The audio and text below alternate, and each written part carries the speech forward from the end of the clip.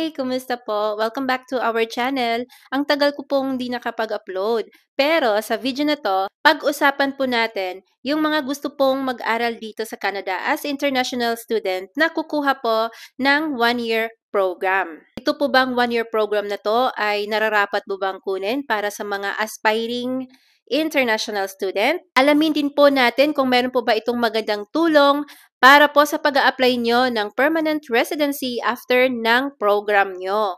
Ano-ano po ba ang mga dapat nating gawin para ma-achieve ito?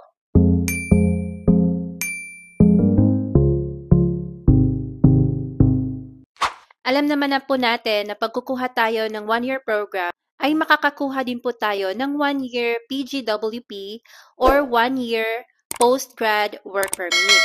At pag 2 years program naman po ang kukunin natin, ay makakakuha po tayo ng 3 years postgrad work permit. At sa panahon ngayon na marami pong pagbabago sa mga international student eligibility requirements. Hindi katulad noon, di ba, na maraming mga successful candidates na kahit na 1-year program lang ang kinuha nila, ay nagiging successful po sila sa pagkuha ng permanent residency dito sa Canada. Ano-ano po yung mga bagay na dapat nating tingnan o i-consider kung kukuha po tayo ng 1-year program para po maging successful din po ang pag-a-apply natin ng permanent residency after ng graduation. Pinakaunang bagay po na dapat nating i-consider kung kukuha po tayo ng 1-year program, dapat po nasa highly in-demand sector po ito. Katulad po halimbawa ng healthcare. Anything po na related sa healthcare, mapa-nursing aid man yan, caregiver, support worker, childcare, at meron din pong trades, transportation, agriculture, at anything po na related sa cybersecurity and information technology. Ang kasunod din po nating i-consider ay yung location po. Dapat alamin natin kung ang napili nating programa at sa location na napili natin ay mayroong PR pathway po.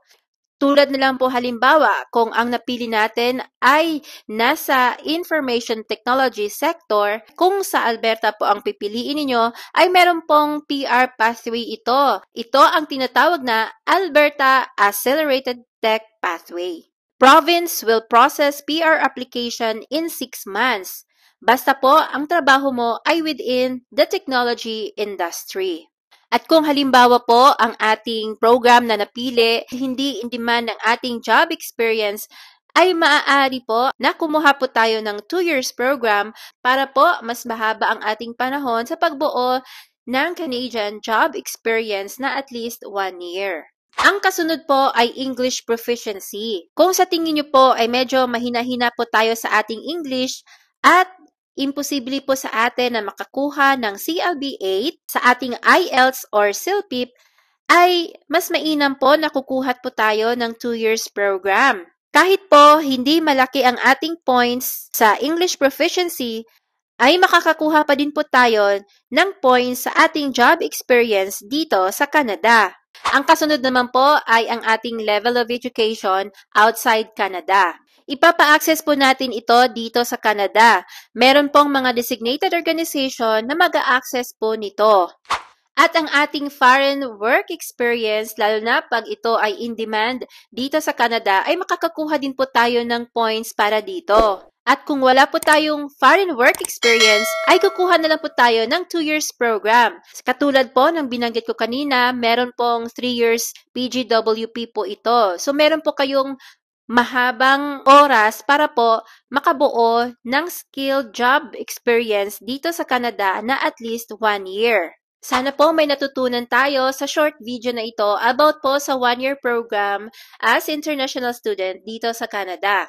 Sa mga baguhan po, ako po si Jen. Gumagawa po ako ng mga videos about po sa mga bagay-bagay dito sa Canada. Everything and anything po sa immigration, sa totoong buhay dito sa Canada at mga job postings po. Huwag po natin kalimutang mag-subscribe at i-click ang notification bell para po ma-notify tayo sa mga susunod nating mga videos. Maraming salamat po sa pagpapanood. Ingat po tayong lahat. God bless po. Bye!